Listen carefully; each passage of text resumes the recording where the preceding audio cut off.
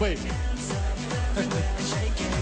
Oncescu n-are nicio jenă și se bagă la treaba asta. Dacă îi duce mâna jos lui Oncescu, e o țeapă. Am putea să terminăm meciul, să terminăm competiția de azi, recordul. Îți dai seama ce o să se bucure prezenții de pe Târgu Ogna, că el nu este singurul julit la mână din această încăpere. Băi, v-ați pierdut mințile. Ce se întâmplă?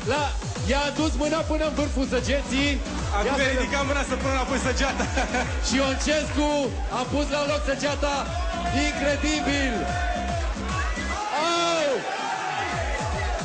Ține-te, Ioane! Haideți să-l încurajăm! Ține-te, Ioane! Haideți să-l încurajăm! Oncescu! Incredibil, mi-e frică! E departe cel mai tare duel de până acum.